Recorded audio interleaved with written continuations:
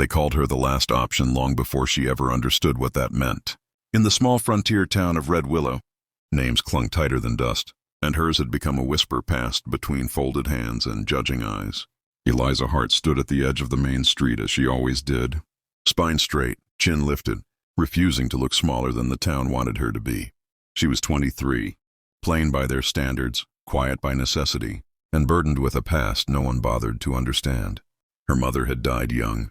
Her father followed not long after, leaving her with nothing but a weather-beaten house and debts she could never outrun.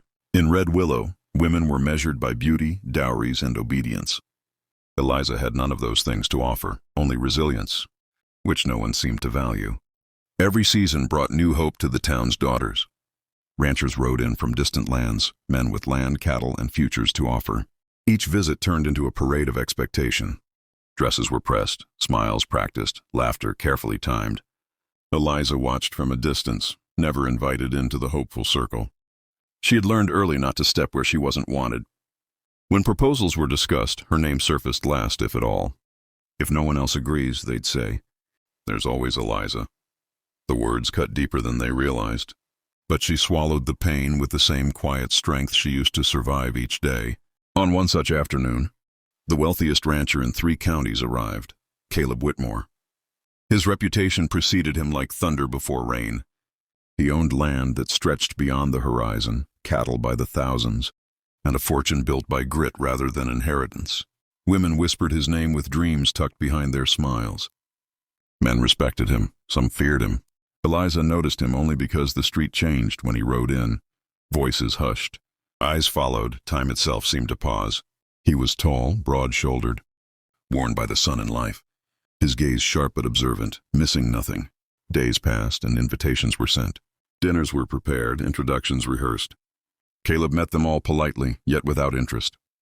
One by one, hopeful expectations crumbled.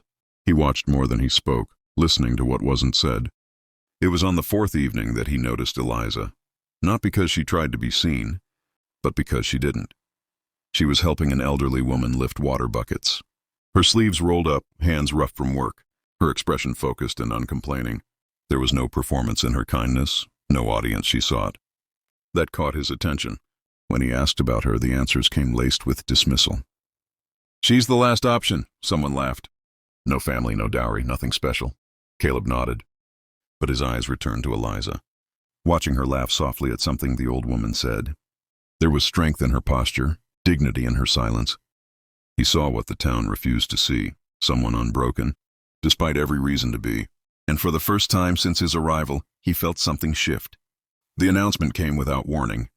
The town gathered, expecting another polite farewell. Instead, Caleb spoke calmly, decisively. He was choosing a wife. Murmurs rippled through the crowd. When he said Eliza's name, disbelief crashed like a wave. Some gasped, others scoffed. Eliza herself froze, convinced she had misheard. Her heart pounded as every eye turned toward her, not with admiration but shock. She wanted to disappear, yet she stood there, trembling but upright.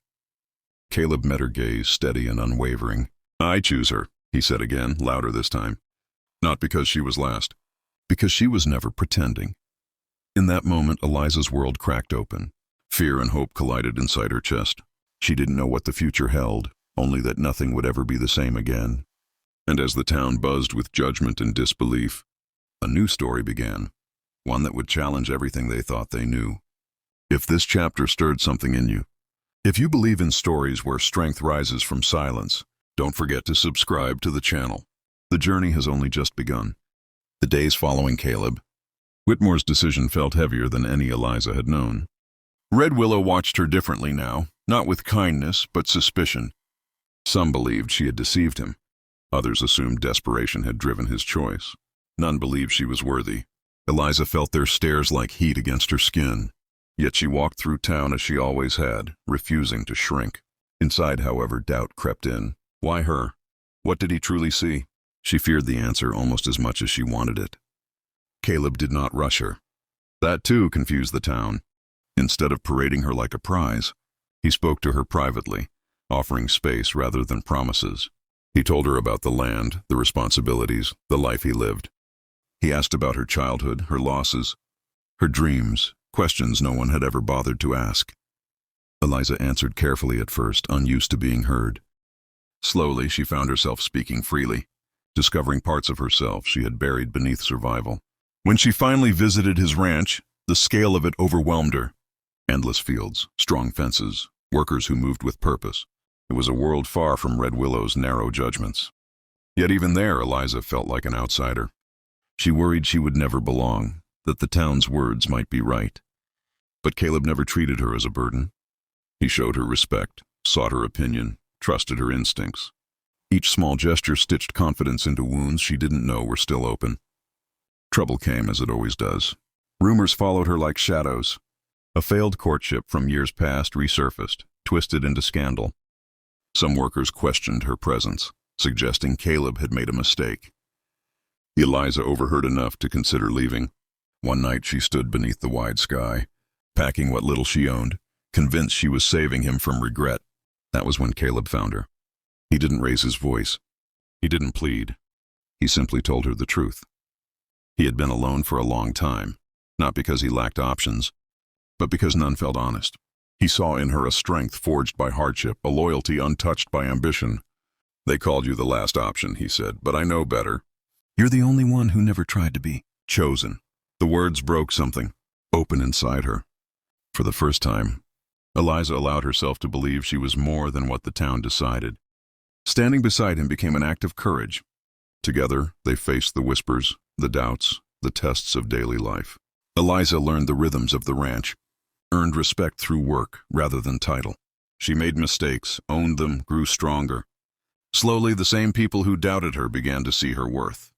Not because of Caleb's name, but because of her actions. When they returned to Red Willow months later, it was different. Eliza walked taller, not from pride, but from certainty. The town watched again, but this time with quiet awe. The woman they once dismissed had become someone undeniable. She realized then that being chosen had never been the victory. Choosing herself had been. Their story didn't end with wealth or approval. It began with partnership, resilience, and a love rooted in respect. Eliza was no longer the last option. She was proof that strength doesn't need permission to exist.